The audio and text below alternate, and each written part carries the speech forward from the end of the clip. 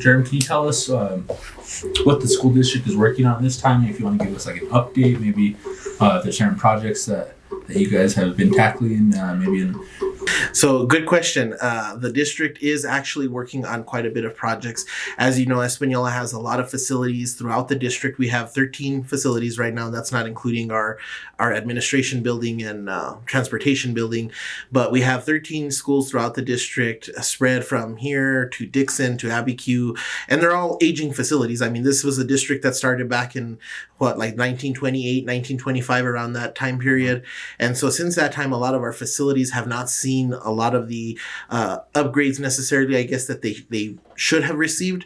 And so since January, we've been tackling quite a bit of needs that need to happen as far as ensuring safety. That's one of the biggest things that the district is focusing on right now. It's been one of the top priorities, but even more so now, unfortunately, because of the things that we've seen, not only here, but throughout the country, with active shooters, things like that. We want to make sure that our schools continue to remain safe, that our students are safe, and most importantly, that they're not easily accessible to people that shouldn't be in there. So we're definitely working on that. We're working, I know that when I got on the board, we actually had schools that didn't even have drinking water.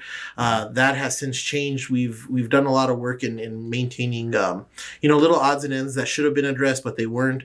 But again, with aging facilities, it's kind of hard to keep up with something that's continuing to age as we progress through time. A lot of infrastructure needs. A lot of infrastructure needs. A lot of it is dealing mostly with, just the structures that we have in place already. And then one of the things that makes it very hard for public school districts is the fact that in order for a school district to be able to either do a complete renovation or replacement of a facility, we go through what's called a ranking system. The PSFA, which is the Public Schools Facilities Authority, which is what gives us the funding to be able to do that, has a ranking system. So based off of the ranking system, it determines how schools, as far as age, needs, they do assessments and they determine how schools will either get a complete renovation or just get completely replaced. And so the hard part is when school districts want to come in and do little odds and ends to fix the roof or fix the floor or, fix the restroom, we can do that, but then it drops us on the rankings. And so it's really difficult to try to maintain that ranking because we know that we need a new facility. But at the same token, we also know that we have a responsibility to ensure that we have facilities that are conducive learning environments for our students.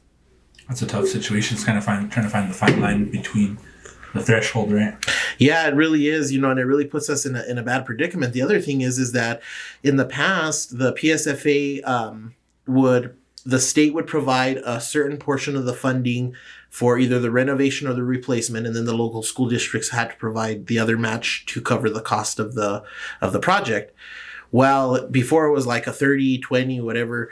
But now the PSFA is saying we're going to cover 20% and the local districts will have to cover 80% of the overall cost. Well, in rural school districts, and not even just rural school districts across the state who have continued to see an impact in the enrollment of students that they have, are seeing a decrease in funding because schools are primarily funded through the amount of students that you serve. So obviously, the more students you have enrolled in your district, the more money you're going to get. So with schools seeing all this downfall in enrollment, there's no way that school districts would be able to cover the maximum amount to be able to meet those matches.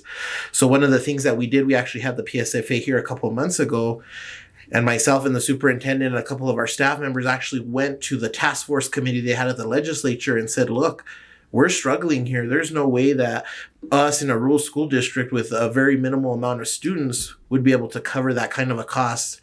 But we have facilities that need to be replaced. It's not even a matter anymore of should it be replaced. It needs to be replaced because it starts coming into a safety situation where you want to make sure that while kids are in school, that they're safe. And that also doesn't just mean by keeping intruders out. It also means that is the roof going to be able to weather the storm? When it snows and all that snow builds up on the roof, is it going to be able to stay in place? Are the lights up to code, things like that, So we've really been working with advocating for that, especially for the rural districts like ours in the northern part of the state.